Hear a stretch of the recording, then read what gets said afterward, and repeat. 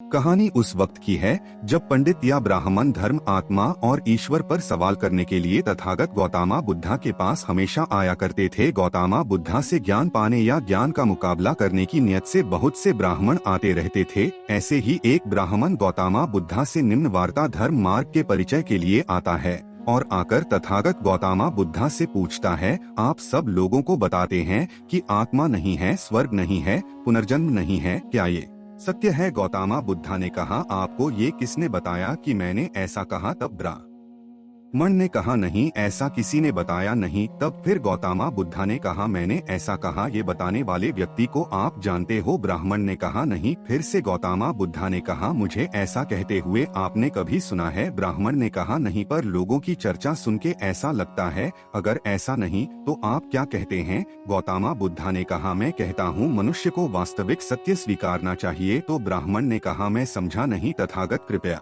सरल भाषा में समझाइए। गौतमा बुद्धा ने कहा, मनुष्य के पास 5 ज्ञानी इंद्रियां हैं जिसकी मदद से वो सत्य को समझ सकता है। आंखें मनुष्य आंख से देखता है, कान मनुष्य कानों से सुनता है, नाक मनुष्य नाक से श्वास लेता है, जीभ मनुष्य जुबान से स्वाद लेता है, त्वचा मनुष्य त्वचा से स्पर्श महसूस करता है। इन 5 ज्ञानेंद्रियों में से 2 या 3 ज्ञानेंद्रियों की मदद से मनुष्य सत्य ज्ञान जान सकता है। ब्राह्मण ने कहा, कैसे? तथागत गौतमा बुद्धा ने कहा, आँखों से पानी देख सकते हैं पर वो ठंडा है या गर्म, ये जानने के लिए त्वचा की मदद लेनी पड़ती है। वो मीठा या ये जानने के लिए जीभ की मदद लेनी पड़ती है। ब्राह्मण ने फिर कहा, भगवान है या नहीं, इस सत्य को कैसे जानोगे? गौतम बुद्ध ने कहा, आप वायु को देख सकते हैं। ब्राह्मण ने कहा, नहीं। फिर उसके बाद गौतम बुद्ध कहते हैं, इसका मतलब वायु नहीं है, ऐसा होता है क्या? ब्राह्मण ने कहा, नहीं। तथागत गौतम बुद्ध कहते हैं, वायु दिखती नहीं, फिर भी हम उसके अस्तित्व को नकार नहीं सकते, क्योंकि वायु के द्वारा ही सांस लेते हैं। जब वायु का झोंका आता है तब पेड़ पत्ते हिलते हैं, ये हम देखते हैं और महसूस करते हैं। अब आप बताओ, क्या भगवान हमें 5 ज्ञानेंद्रियों से महसूस होते हैं? ब्राह्मण ने कहा, नहीं। गौतम बुद्ध ने कहा, आपके माता पिता ने देखा है, ऐसा उन्होंने आपको बताया है? ब्राह्मण कहता है, नहीं। फिर गौतम बुद्ध कहते हैं, फिर परिवार के किसी पूर्वज ने देखा हो, ऐसा आप सुना है? ब्राह्मण फिर कहते हैं, नहीं। तथागत फिर गौतमा बुद्धा कहते हैं, मैं यही तो कहता हूँ, जिसे आज तक किसी ने देखा नहीं, जिसे हमारी ज्ञानेंद्रियों ने जाना नहीं, वो सत्य नहीं है, इसलिए उसके बारे में सोचना व्यर्थ है। ब्राह्मण ने कहा, वो ठीक है, तथागत परम जिंदा है, इसका मतलब हमारे अंदर आत्मा है, ये आप मानते हैं या नहीं? गौतमा बुद्धा ने कहा, मुझे बताइए, मनुष्य मरता इसका मतलब क्या होता है?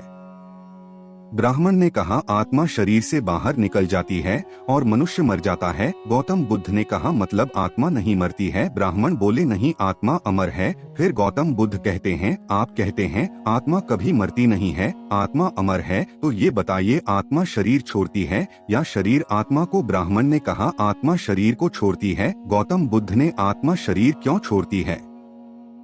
फिर ब्राह्मण बोले, जीवन खत्म होने के बाद छोड़ती है। गौतम बुद्ध ने कहा, अगर ऐसा है तो मनुष्य को कभी मरना नहीं चाहिए। दुर्घटना, बीमारी या घाव लगने के बाद भी बिना उपचार के जीना चाहिए। बिना आत्मा की मर्जी से मनुष्य नहीं मर सकता। तब ब्राह्मण ने कहा, आप सही कह रहे हैं, पर मनुष्य में प्राण है, उसे आप क्या कहेंगे?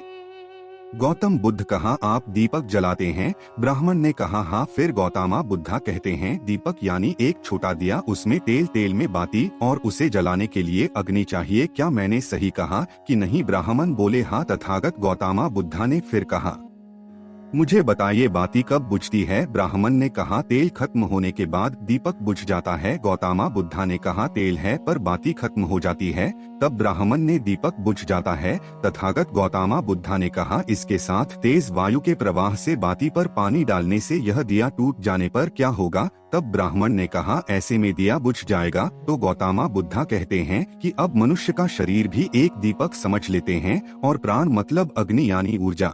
सजीवों का देह 4 तत्वों से बना है, पहला पृथ्वी अर्थात मिट्टी, दूसरा पानी, वायु और चौथा ऊर्जा। इसमें एक पदार्थ अलग कर देंगे तो ऊर्जा और ताप का निर्माण होना रुक जाएगा, मनुष्य निष्क्रिय हो जाएगा। ऐसे ही मनुष्य की मृत्यु कहा जाता है। इसलिए आत्मा भी भगवान की तरह अस्तित्वहीन है। ये सब चर्चा व्यर्थ है, इससे धर्म का समय व्यर्थ हो जाता है। ब्राह्मण ने कहा ठीक है, लेकिन फिर धर्म क्या है और इसका उद्देश्य क्या है? गौतम बुद्धा ने कहा धर्म का मतलब अंधेरे से प्रकाश की ओर ले जाने वाला मार्ग है। धर्म का से मनुष्य के जन्म के बाद मृत्यु तक कैसे जीवन जीना है, इसका मार्गदर्शन करना है। जीवन के सूत्रों को समझना और उनके उपयोग से जीवन से दुख दूर करने का मार्ग है। धर्म प्रकृति के नियमों की समझ और उसके जीवन के दुखों के समाधान का मार्ग है। धर्म प्रकृति की पूजा से धर्म नहीं, धर्म जिज्ञासाओं को काल्पनिक या धार्मिक कहानियों द्वारा मानना नहीं। धर्म जानने का या का नाम विज्ञान है। धर्म का आधार अनुभव है, आस्था या अंधभक्ति नहीं। धर्म जानने के बाद मानने में है,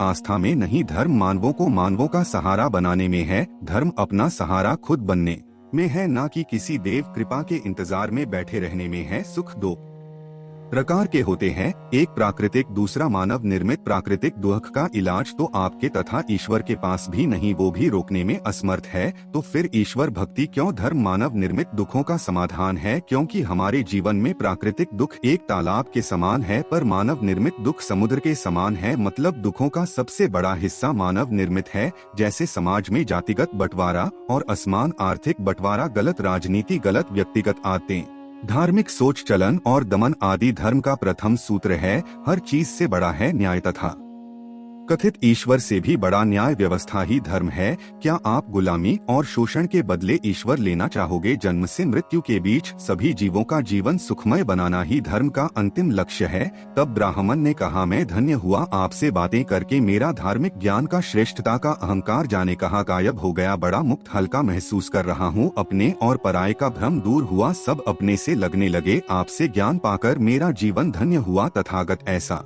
कहते हुए वो तथागत के चरणों में गिर जाता है। तो दोस्तों, कैसी लगी आपको हमारी ये कहानी?